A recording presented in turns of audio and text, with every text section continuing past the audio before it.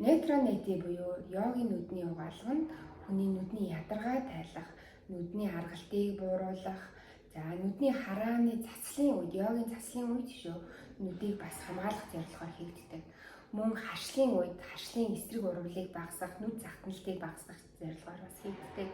За нүдний угаалгыг хамрын угаалгатай хамт хийх юм бол тархины шингийн, тархины урд хэсгийн цэвэрлэгийг бас хийгдэг гэж үздэг. Тэгээд йогийн нүдний угаалгыг хэрхэн хийх талаар бүгдээрээ суралцъя. Хамгийн түрүүн бид нэр зөв саваа сонгох хэрэгтэй байдаг. Тэгэхээр гэрт нэг ийм хуванцар савнуудтай хүмүүс байдгүй юм. Энэ хуванцар шүү. Тэгэхээр нүдийг бол хуванцар савнд тогтуугадаг. Нүдийг өөрөөсөө ямар нэгэн нэмэлт бодис ялгаруулдаг савнд тогтуугадаг. Тэгэхээр зис савнд угаахгүй, хуванцар савнд угаахгүй хамгийн тохиромжтой сав нь шилэн сав байдаг. Тэгэхээр тэр шилэн сав бол нүдний зориултын угаалга аяга энэ байна л да. Ийм зөөвөн хэлбэртэй ийм аяга байдаг. Энэ аягыг хэрвээ олдохгүй байх юм бол бид нэр зүгээр өрөнгөнд угааж болно. Угаах гол сав нь шил байх болно гэсэн. За ингээд нүдээ бид нэр юунд угаахаа олчлаа. За тэгэхээр нүд бол ингээ гараараач хурж байдаг маш эмзэг хэрэгтэй байдаг болохоор бид нар нүдийг зүгээр таарсан усаараа угаахгүй, гарантны усаар угаана гэж байхгүй. Тэгэхээр нүдийг угаахдаа бол 3 төрлийн шингэн санал олгодог. Хамгийн худалдаж авахд амар олдцтой нь бол наатар буюу одоо туслын ус байдаг тий. За дараагийнх нь болохоор нүд угаалгын тодорхой зориултын уснууд Японд лүүрэ дээр харагдчихэдэг, намын ийм арт эднэр харагдчихэдэг. За 3 дугаарх нь болохоор энтэг болохоор интерпала гэдэг энэ ургамлыг хэрэглэдэг. Энд ямар учиртай вэ гэхээр нэгдүгээр биеийн өрөвслийг намдаадаг. Жишээлбэл хотоод гидс өрөвсөж шарах байх юм бол нэгдүгээр тэнийг хэрэглэдэг. Хий шар бадамныг тэнцвэржүүлдэг гэж үздэг. Болохоор энэ ургамлаар хийдэг. Хэрвээ та ургамлын хандаар Монгол үндэсний жорт ч юм уу тийм байгаад тэр хандаар угаах гэж байгаа бол тэрийг маш нарийн шүүхстэй байдаг. Даавуу тавиад шүүлтүүрэн дээр даавуу тавиад даавын дээр хөвөн тавьж байгаа тэгээ шүүхстэй байгаа гэдэг шүү. Тэгжиж тэр нөгөө нэг ширхгүүдийн гадагшлуулаад угаана гэсэн. За нүдээ угаалаа гэж бодъё. Тэр угаахтаа хүмүүс буруу угааж харагдаад байдаг. Тэр яадаг вэхээр нүдээ ингээд нэгдүгээрт ингээд шууд нээлттэй чигээр нь хийдэг, нүдийг нээлттэй чигээр нь хийдэггүй. Хоёрдугаарт нүдээ ингээд хийчээд хойш ингээд гидээдэг. Огт ингэж болдгоо.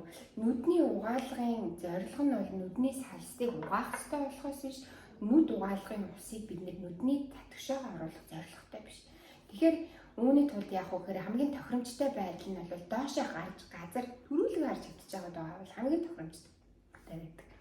За ингээд нүдээ угаая гэж бодъё. Тэгэх юм бол нүдний угаалгын ус чинь биеийн температуртай байрхан байвал айгүй зүгээр. За ингээд нүд рүүгээ ингээд доошоо тонгоохдоо нүдээ зөөл анжаагаад ус руугаа ойртуулад тэгээд нэгэнт нөгөө аягартай усандаа нүдээ бүтэн оруулсныхаа дараа нүдээ зөөлөн анивчиж эхэлнэ. Тэгээд баг багаар анивчаад тэр усандаа тасгаад нэгэнт усандаа тассан болвол дараад нь нүдээ ингээд том нээгээд арай удаан хугацаанд тэр усан дотор нүдээ нээгээд за ингээд нүд чинь ингээд таслаа, хорсгон багслаа гэх юм бол нүдээ цагийн зүүнний дагуу болон эсрэг эргүүлж байна. Хэрвээ ингээд усанд нүд чинь орохдоо хорсоод байх юм бол юу яаж юм гэсэн одоо тэр нөгөө нэг өрөвсөл маягийн зүйл байна гэсэн үг. Нэгдүгээр, хоёрдугаар нүд чинь тийм зүйл тасааг байна гэсэн үг. Тийм болохоор баг багаар тасгаж хийх нь зүгээр шүү. Хэдэн ч удаа амарч байна. За ингээд нэгэд таслаа гэж бодох юм бол нүдээ цагийн зүүнний дагуу хамгийн эхлээд 3 удаагаар эсрэг зүүрөөр 3 удаагаар эргүүлнэ гэсэн. За бүгдээрээ нүдний тасгал гэдэг чтэй. Цагийн зүүнний дагуу эргүүлэх, эсрэг эргүүлэх, тэгээ хязгааргүй тэмдэг үүсгэж эргүүлэх.